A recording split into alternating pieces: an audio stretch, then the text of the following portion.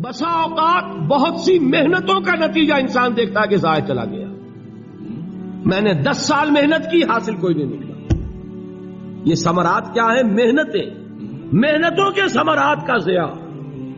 کوشش آپ نے کی، قسمت کی خوبی دیکھی ہے، ٹوٹی کہاں کمن، 2-4 ہاتھ جب کے لبے بام رہ گئے. Be prepared. ایک شاعر کے یہ اشعار ہیں، وہ کمیونسٹ تھا، میں نام بھی نہیں لیتا، لیکن یہ کہ یہ اسی انقلابی، چونکہ ان کا بھی ایک انقلابی نظریہ ہے، انقلابی عمل میں یہ سارے مراحل آتے ہیں. کوئی سیٹ بیک آیا، فرض کیجئے کوئی ناکامی ہو گئی، تو اپنے ساتھیوں کو دل بندھانے کے لیے یہ فصل امیدوں کی ہمدم اس بار بھی غارت جائے گی، سب محنت صبحوں شاموں کی اب کے بھی اکارت جائے گی. میرے نبی کے ثمرات کا جو لفظ یہاں آیا ہے، وَنَقْصٍ مِّنَ الْأَمْوَالِ وَالْأَنفُسِ وَالثَّمَرَاتِ، سب محنت صبحوں شاموں کی اب کے بھی اکارت جائے گی.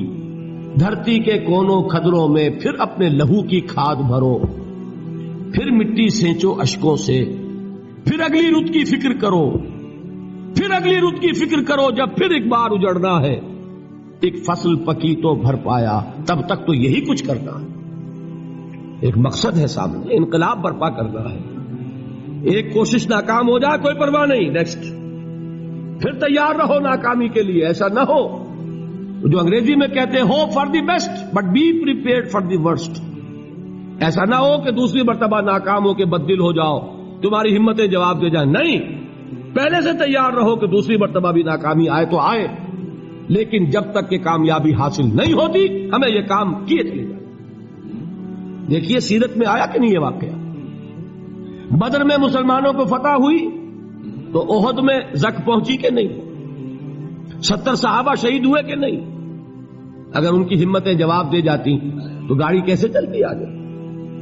تو فرمایا وَلَنَبْلُوَنَّكُمْ بِشَيْءٍ مِّنَ الْخَوْفِ وَالْجُوعِ وَنَقْصٍ مِّنَ الْأَمْوَالِ وَالْأَنفُسِ وَالثَّمَرَاتِ.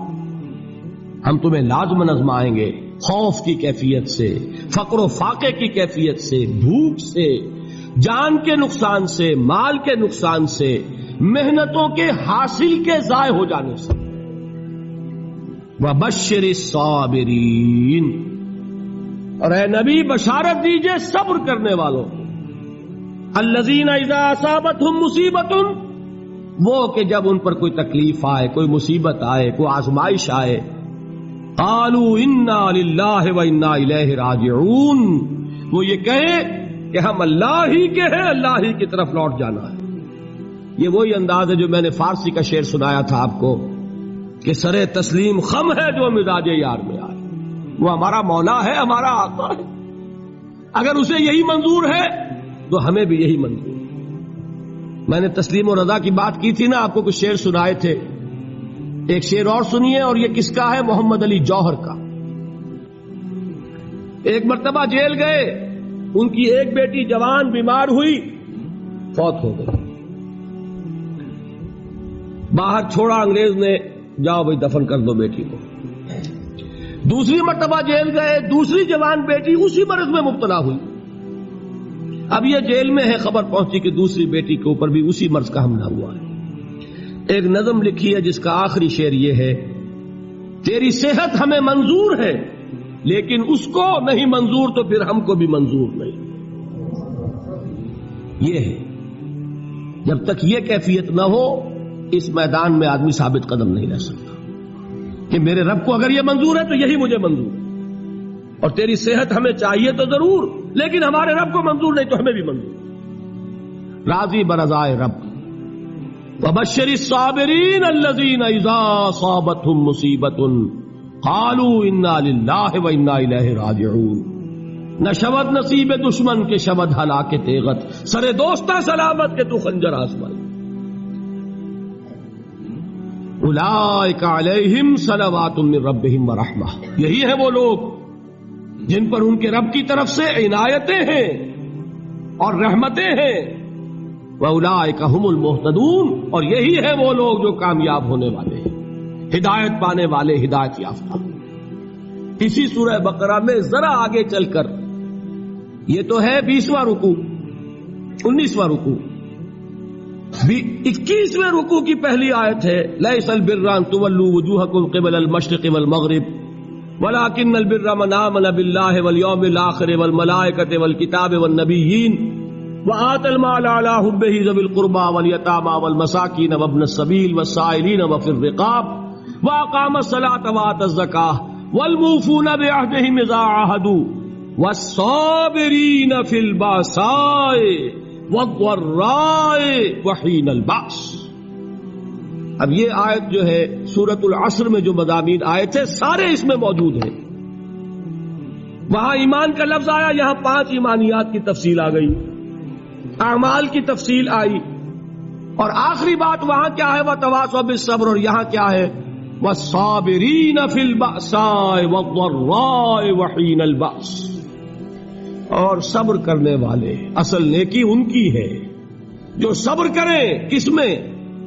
جنگ کے وقت. ذرائے باسائے، باسا کہتے ہیں فقر اور فاقہ.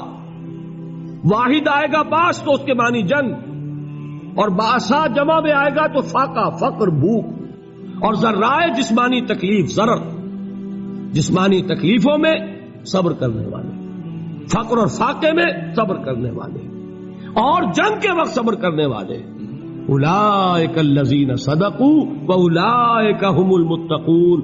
یہ ہیں وہ لوگ جو صبر کرنے والے ہیں، یہ ہیں جو سچے ہیں، جو اپنے دعوے میں نیکی کے اور ایمان کے صادق ہیں، اور یہی وہ لوگ ہیں جو متقی.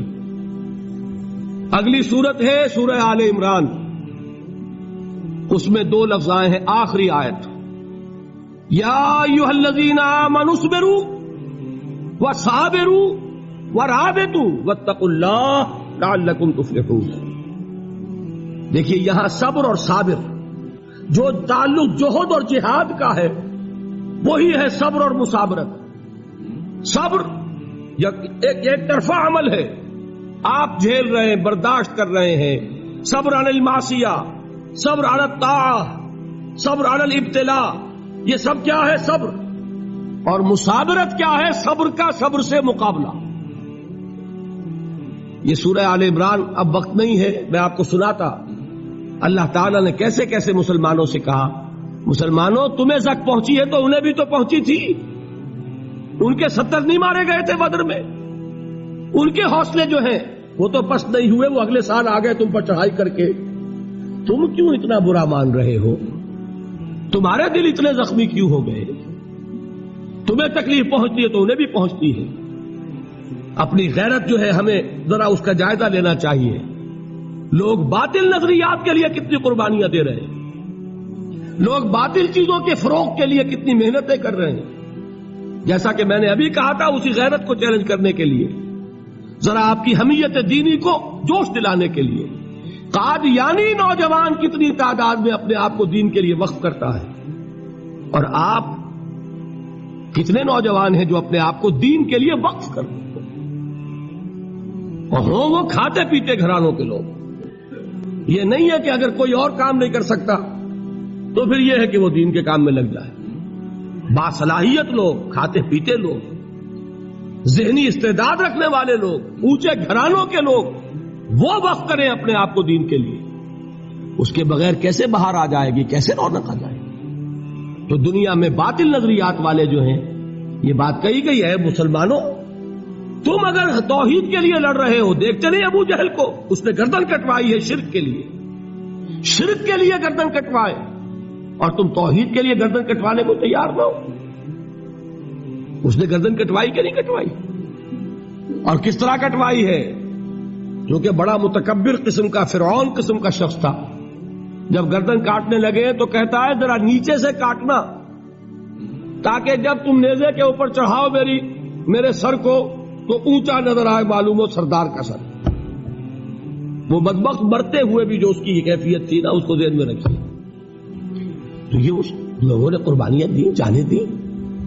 تو فرمایا اگر تم ان سے زیادہ قربانی نہیں دو گے، جو نوٹ کر لیجئے اس کو، مجرد اگر حق کو غالب کرنا اللہ کے ذمے ہو تو آنے واحد میں غالب کر دے گا، تمہیں تکلیف ہی دینے کی ضرورت نہیں.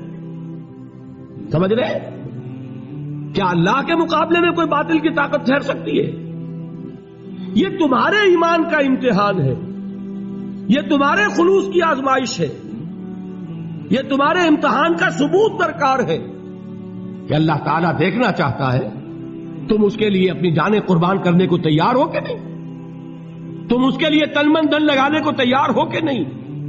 اور یہ جان لو کہ اگر کفار اور مشرکین اور ملحدین اور باطل نظریات والے وہ جو کچھ قربانیاں اپنے باطل نظریات کے لیے دے رہے ہیں ان سے زیادہ اگر تم نہیں دو گے تو حق غالب نہیں ہوگا۔ انہوں نے جو صبر کیا ہے اپنے باطل نظریات پر، اگر تم اس سے زیادہ صبر کا ثبوت نہیں دو گے اپنے اس حق پر تو حق غالب نہیں ہوگا۔ اس لیے فرمایا یا ایھا الذین آمنوا اصبروا وصابروا، نہ صرف یہ کہ صبر کرو بلکہ صبر میں اپنے دشمنوں سے آگے نکلو، ان کے صبر سے بڑھ کر صبر کرو۔ ورابطوا، مرابطہ کہتے ہیں چوکس رہنا، ہوشیار، پہرا دو، ایسا نہ ہو کہ دشمن جو ہے غفلت میں تمہارے اوپر کوئی حملہ جو ہے کر بیٹھے۔ واتقوا اللہ، اور اللہ کا تقوی اختیار کرو، لعلکم تفلحون، تاکہ تم فلاح پاؤ۔